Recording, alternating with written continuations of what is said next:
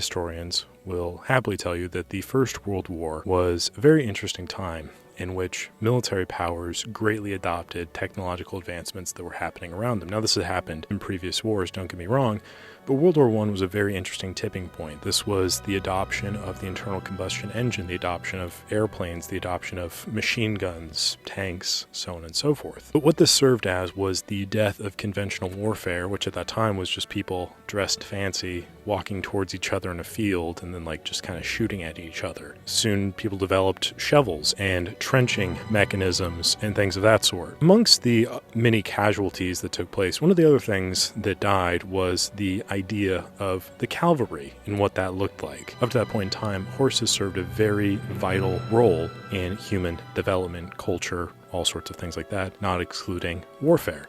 Whether this is the Mongols with their superior horseback skills and archery, taking over most, if not all, of the known world at that point, or the inverse of that, the Scottish finding ways to overcome the vast superior English army's cavalry with their own devices, like mud and in long sticks. As World War I was setting foot, it soon became apparent that one could not just sit on a horse and run straight towards enemy fire, not when machine guns were a thing, and just kind of get it mowed down. You'd be very hard-pressed to find rational individuals who think it's a great idea to run towards a Lewis gun that's shooting X amount of rounds per minute, or, tank. Because rock, paper, scissors, the horse loses every time.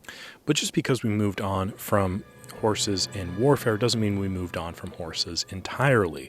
If you go to a rodeo, if you go to a horse race, if you go to most cattle farms, you're going to find horses still in use, still beloved by the people who ride them. But you're not going to find a horse that is better, faster than a car. That's not really the argument I'm trying to make. And obviously, as we discussed, horses are not better than tanks.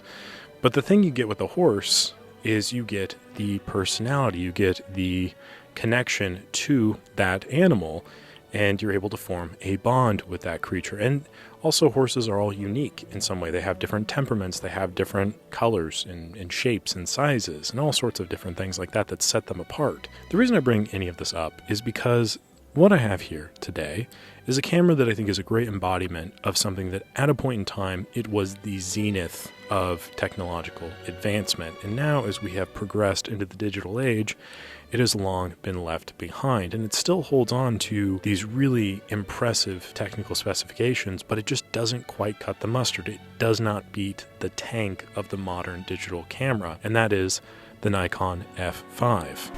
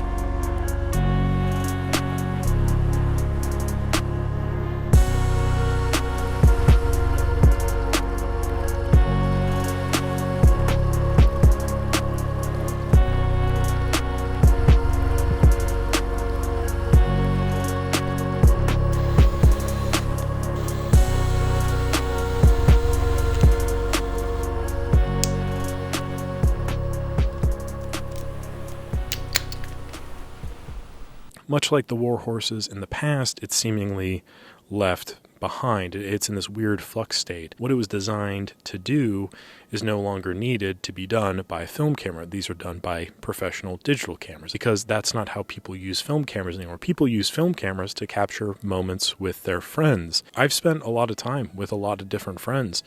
We've very rarely done any activity, board game, puzzle, that requires action shots at such a high rate of fire that the F5 is able to achieve. In the time that it came out, it was the top of the line. Obviously, it's an F model. This is Nikon's professional flagship series. This came 8 years after the Nikon F4. This is, I believe, 43 years after the original F was introduced. And if you're to look at these two cameras side by side, it reminds me of that transition in 2001: A Space Odyssey, where the bone is thrown up into the air and transforms into the spaceship. The shutter is incredibly advanced for the time it came out. The anti-vibration system within the camera is the predecessor of image stabilization. Top shutter speed is impressive. The flash sync speed is impressive. The metering system is impressive. The only hindrance for some is that it shoots film and not digital. But the F5, for whatever reason, is still reasonably priced. You can get a body and a lens sometimes for $300, $350. Need I remind you that the Pentax 17, granted it is a new camera, but that was selling for $500. The Rollei 35 AF was selling for $850. When people ask me, what do you think a new film camera is going to look like? The natural reaction is, well, it's going to be something easy to use for a beginner. It's going to be something that's accessible. It's accommodating to a larger audience. Oh yeah, but what about a SLR? Do you think they'll bring those back?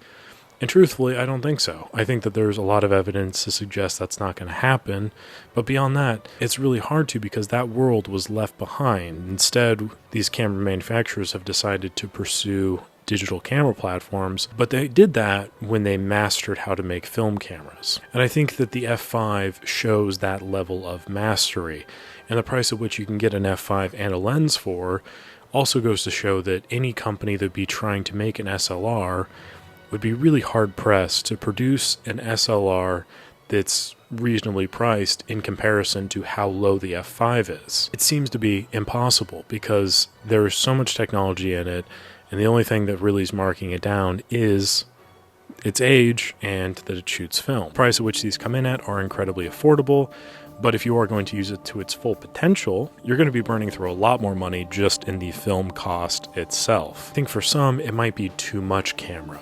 Again, shooting 8 frames per second is phenomenal if you are doing action photography, wildlife photography, other things, right?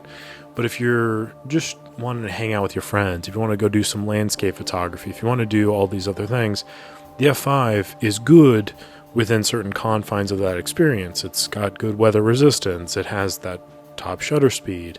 It has image stabilization. It does feel good in the hand. It's easy enough to use. However, it is big. It's a little bit bulky. It's a little bit heavy at times. So as much as I can sit here and point out all the ways in which it's technology that is bordering magic at this point, I still think it might be too much for most people. If we'd like to return to my equestrian comparison, much in the same way that you probably wouldn't want to take a Clydesdale out on a trail ride, you might want to pick a quarter horse or a smaller thing, or one of those little ponies that pulls the sled. That was a thing I grew up with, seeing that in the parade. There was a little miniature Shetland pony that'd be carrying a little cart with people sitting in the back. It looked like the most fun ever.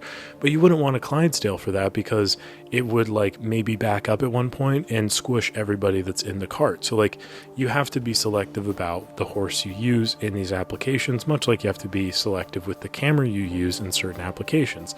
The F5 works in many ways in a professional capacity, but unfortunately, most of the professional capacities in which people use cameras have been consumed by the digital camera market, because for a professional, shooting 1,000 pictures on digital camera systems is much easier to do, much more affordable to do. If something breaks or something goes wrong, if you bought it new, it's easier to replace, it's easier to get a warranty on these items, it's easier to stay up to date. Whereas the F5, as new and refreshing as it looks, especially in comparison to the Nikon F, it's an old camera. These things came out from 1996 to 2004.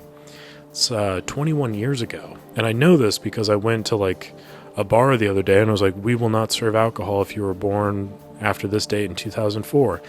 And I didn't like that. And I'm not old, but I feel it in my bones, Annie. In the F5, I'm sure it feels old as well. I'm sure that it feels dated to a certain extent, but it doesn't look it. It's a really phenomenal looking camera system.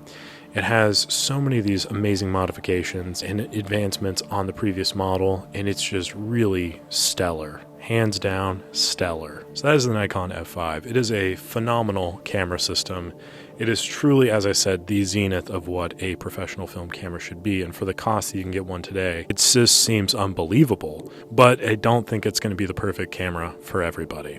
Thank you very much for watching. Appreciate it as always. Like the video if you enjoy it, subscribe to the channel, and I'll catch you on the next one.